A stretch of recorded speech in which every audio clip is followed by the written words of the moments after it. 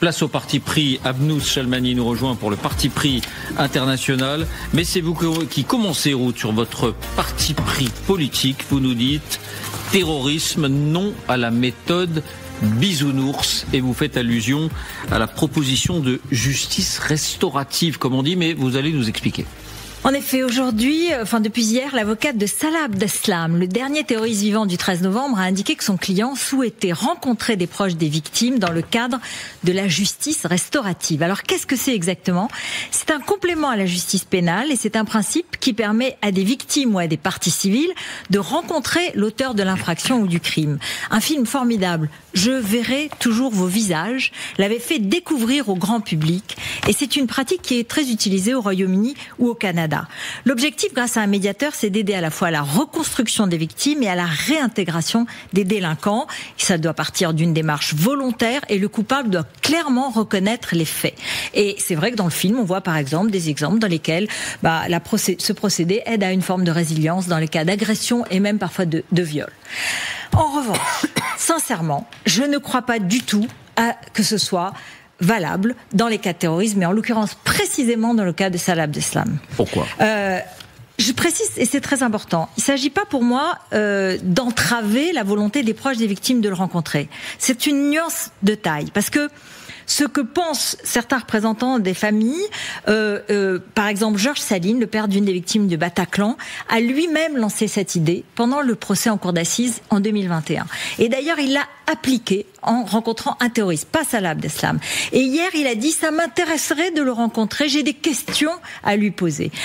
Il a été, il dit là-dessus, quand il a rencontré un autre terroriste, il a dit une rencontre comme ça n'a pas d'effet miraculeux, mais ça démystifie, ça montre que ce sont des hommes comme les autres, et ça m'a permis de sortir du rôle de victime par ricochet.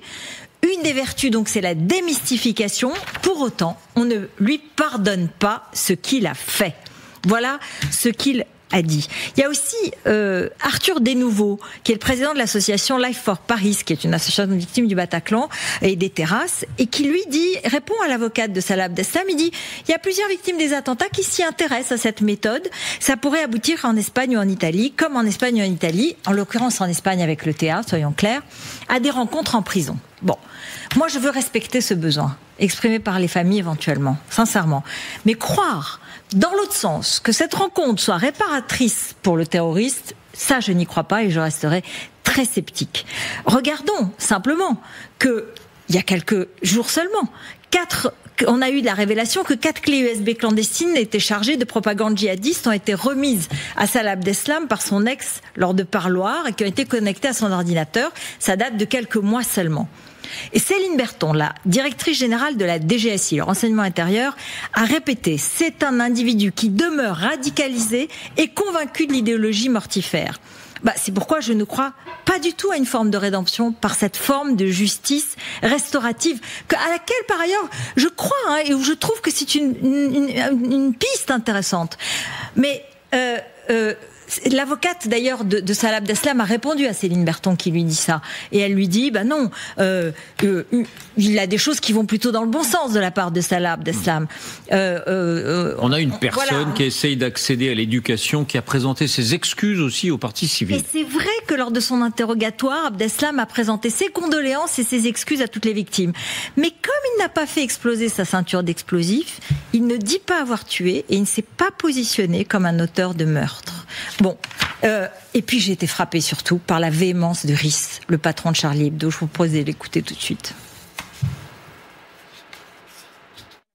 Alors cette démarche, j'avoue que je la trouve très perverse en fait. Le terrorisme, c'est pas un crime de droit commun. Il y a une cour de justice spéciale et en faisant cette demande, Abdeslam fait croire que le terrorisme c'est un crime comme les autres. Ce n'est pas un crime comme les autres, qui n'a pas été jugé comme les autres, et donc c'est très pervers parce que ça cherche à banaliser les violences terroristes. Je pense que c'est un islamiste pur et dur et qu'il le restera toute sa vie. Moi, je suis très très frappée par cette réaction. Et qui peut mieux que Rhys peut en parler. Bien sûr, il y a des travaux de déradicalisation qui sont intéressants, mais moi, je ne vois pas autre chose dans cette proposition de l'avocate de Salah Abdeslam qu'un procédé de plus pour tromper son monde. Abnous. Mais j'ai entendu Rhys ce matin, je suis tout à fait d'accord avec lui, il y a une forme de perversion, d'autant plus... De perversion. Ah oui, vraiment, il y a une perversion dans cette demande à 48 heures après qu'on ait découvert 4 clés USB, parce que c'est pas les clés USB, c'est que contenaient ces clés USB, c'est de la propagande djihadiste. Donc, il prend peut-être des cours, mais quand il fait des pauses, il se repaît d'images de décapitation, de violence, qui lui rappellent le bon vieux temps. Et c'est quelqu'un qui, effectivement, a dit, en gros, je présente mes condoléances, je m'excuse, mais comme j'ai pas tué, c'est relatif. Et c'est quelqu'un qui n'a pas quitté ses positions. Et moi, ce qui me dérange, c'est par rapport aux victimes, c'est que c'est quelque chose de terrifiant. Tout d'un coup, on sous-entend que si on est dans cette situation-là, c'est de leur faute et vous pouvez quand même faire un effort et aller tendre la main au tueur, quoi. Et ben non, il y a des moments, le droit commun, c'est pas un crime terroriste, c'est pas pareil. Pascal, votre parti pris économique, c'est très symbolique, mais Danone délocalise, il faut bien l'appeler comme ça, la production de ces fameux petits pots Blédina. Beaucoup de familles en ont consommé. Elle délocalise en Pologne. Indignation générale, vous vous dites, il faut quand même bien regarder le contexte, la vérité derrière le petit pot. C'est vrai qu'il y a une vérité économique qui nous renvoie d'ailleurs aux problématiques qu'on examine très régulièrement sur notre compétitivité, mais c'est vrai que ça nous frappe parce qu'on a tous été des bébés Blédina. Blédina, c'était l'alimentation des tout petits, et on essaye de vous imaginer là. Bon, mais vous aussi, je vous assure que je fais la même chose de mon côté. C'est un site qui produit de l'alimentation pour enfants, pour nouveau-nés depuis 1881. Le fondateur s'appelle Léon Jacquemer, et au départ, il met au point un produit d'alimentation infantile pour les bébés qui sont intolérants au lait. Bon, donc c'est une véritable innovation. La Blédina, ou le Blédina, c'est une poudre de farine de blé, et c'est une marque qui va devenir extrêmement emblématique de la petite enfance, grâce à Danone notamment. C'est la propriété de Danone, qui n'avait pas délocalisé sa production depuis très longtemps. Alors, Blédina paye évidemment un phénomène qu'on commente régulièrement, la baisse de la natalité. Premier phénomène. Deuxième phénomène qui est assez peu évoqué, la problématique de la compétitivité de la production. Vous nous en parlez souvent aussi. Troisième prix à payer, les changements de comportement. Le Covid a changé les comportements des parents. On a beaucoup fait la cuisine à la maison, y compris pour les enfants. C'est confirmé par Circana, qui étudie la consommation, les linéaires, dans la grande distribution notamment. Les aliments pour bébés, moins 12%. Les céréales, tout ce qui comporte des céréales, y compris dans l'alimentation pour les enfants, moins 25%. Au cours des 10 dernières années, pourtant, Danone a investi dans cette usine 130 millions d'euros. C'était un investissement de modernisation. Ça n'a pas suffi. Les 117 salariés ont cette information. Évidemment, il y a un phénomène de sidération, de stupéfaction. On est à Villefranche, dans la Saône, d'autant plus que nous sortons du salon Made in France. Et que, très régulièrement, le président de la République réunit les industriels pour des sommets Choose France. Alors, ce transfert de production, donc, de la France vers la Pologne, il fait un peu tache d'huile. Il faut s'interroger sur notre agroalimentaire. On avait une industrie agroalimentaire, c'est de ça dont il s'agit, et un secteur de l'élevage qui était extrêmement puissant. L'obsession du pouvoir d'achat, c'est-à-dire le fait d'acheter toujours moins cher, détruit en partie la production française, ou en tout cas hypothèque la production française. Moi, je me suis toujours demandé, dans un domaine voisin, pourquoi on envoyait des animaux se faire abattre en Allemagne pour revenir sous forme de steak haché, de plaquettes de steak haché. Je me demande pourquoi on envoie des broutards, c'est des jeunes animaux engraissés en Italie. On n'est pas capable de faire ça. On n'est plus capable de produire l'alimentation des adultes et aussi l'alimentation des enfants. Et produire en Pologne, c'est beaucoup moins cher que produire en France ? On a, oui, des salaires qui sont évidemment des salaires, des charges, sans doute. Des salaires, des cotisations sociales, un environnement fiscal qui est beaucoup plus favorable. Et le modèle économique de la Pologne, c'est d'attirer ces industriels. Alors, tout ça nous rappelle qu'il faut quand même travailler sur notre compétitivité. J'ai envie de vous dire ce soir, un peu moins de retraite et un peu plus de compétitivité, parce que c'est quand même ça l'avenir. Il faudrait avoir le courage d'affronter les vraies questions qui sont liées à notre appauvrissement. On ne peut pas avoir en même temps, c'est une règle d'airain, c'est une loi d'airain de l'économie. Vous ne pouvez pas avoir en même temps des petits prix et du plein emploi.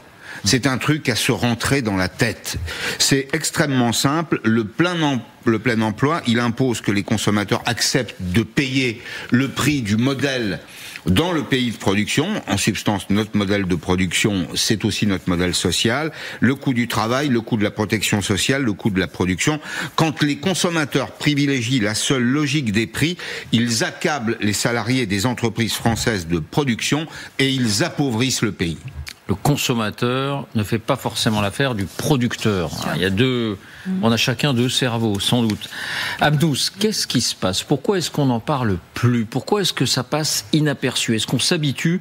Vous nous parlez de la dérive du sultan, vous nous parlez d'Erdogan en Turquie, qui emprisonne pour des milliers d'années son principal opposant, le maire d'Istanbul. Oui, c'est chaque jour un peu plus la Turquie qui s'éloigne de la démocratie et c'est devenu une autocratie judiciaire. Ça fait des années qu'Erdogan manipule la justice contre ses opposants, mais là, effectivement, ça devient... En gros, justice, c'est égal oppression politique. Et le cas d'Imamoglu, le maire d'Istanbul, que j'ai raconté, c'est pas une singularité, au fait. C'est, j'allais dire, le système mis à nu. 2430 ans de prison.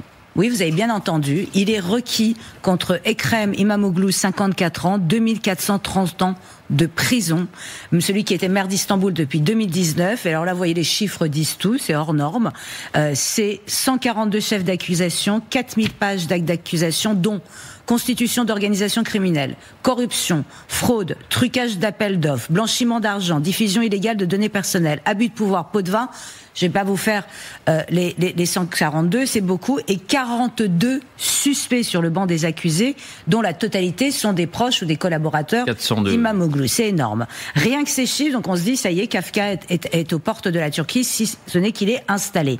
Et ce qui est extraordinaire, c'est que Erdogan a commencé à s'attaquer à Imamoglu dès son élection en 2019. Donc il est élu maire d'Istanbul, mais vraiment à une petite, courte majorité en 2019. Qu'à cela ne tienne, Erdogan manipule le Conseil électoral suprême et 2 mois après, l'élection est annulée. On retourne aux urnes et là, manque de bol, il gagne et cette fois avec 54,2% des voix, c'est dire s'il y a un plébiscite d'Istanbul pour un nouveau maire et en l'occurrence Imamoglu. Après, quand même, il faut le préciser, 25 ans de domination de l'AKP, donc le parti d'Erdogan. Erdogan étant aussi l'ancien maire d'Istanbul entre 94 et 98. Et il a eu cette phrase, celui qui tient Istanbul tient la Turquie. Donc ça devient obsessionnel chez lui. Et c'est pas fini, il dit d'accord, il a eu la mairie, il a réussi à échapper à ça, là je vais tout bloquer. Donc tout bloquer, ça veut dire quoi? C'est-à-dire qu'il refuse de financement des banques publiques pour tous les projets municipaux. Donc il est obligé d'aller chercher dans le privé, bon an, mal an, réussir à tenir ses travaux publics. Blocage des salaires des employés municipaux, blocage des projets d'extension du métro, alors que c'était effectivement dans ses propositions. Et comme c'est pas suffisant, alors l'arsenal judiciaire sera assez vite, sera en 2022, où Imamoglu est condamné à 2 ans et 7 mois de prison pour avoir traité d'idiots les responsables électoraux qui avaient annulé son élection.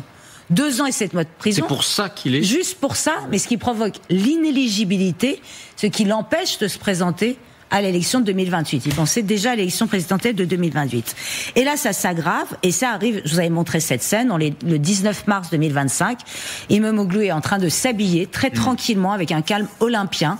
Il met sa cravate et il explique que les forces de l'ordre d'Erdogan, sont devant la porte et vont venir l'arrêter. C'est absolument hallucinant. Le même jour, une centaine de collaborateurs, j'allais dire seulement, sont arrêtés, mais dans les jours qui suivent, c'est même son beau-frère, enfin, dès que quelqu'un est proche, loin, à travailler 2 jours à la mairie, 24 heures, une mission, allez hop, on arrête tout le monde.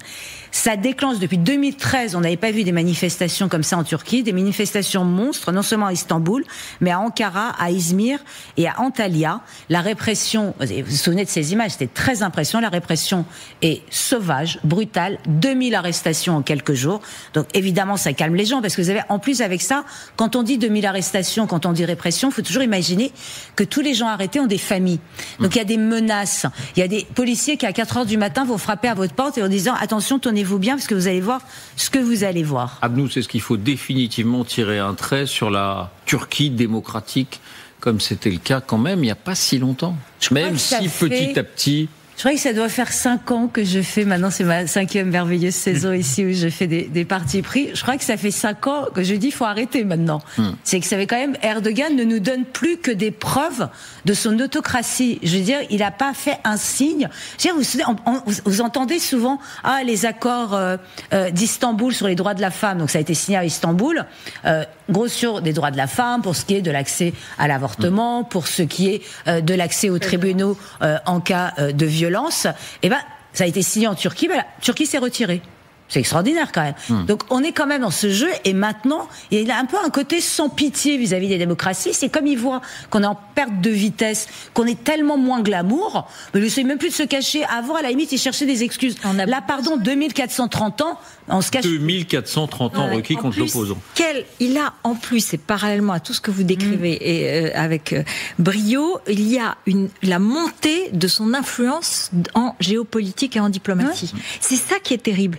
C'est que plus il serre les boulons en interne, et plus il est devenu un partenaire, un interlocuteur incontournable dans la guerre d'Ukraine, au Proche-Orient. Donald Trump lui parle régulièrement et le considère. Elle le trouve sympa. En Syrie, évidemment. Donc on est devant une situation dans laquelle on devrait le désapprouver, et à l'inverse, on le met en valeur sur le plan géopolitique, et ça c'est inquiétant. Abnous, un très court mot sur Boualem Sansal. Il est aussi l'un de vos amis. Il est dans l'avion qui l'emmène vers l'Allemagne. Ça y est, l'avion a décollé vers Berlin. Boualem Sansal gracié aujourd'hui. Emmanuel Macron s'est entretenu avec lui par téléphone.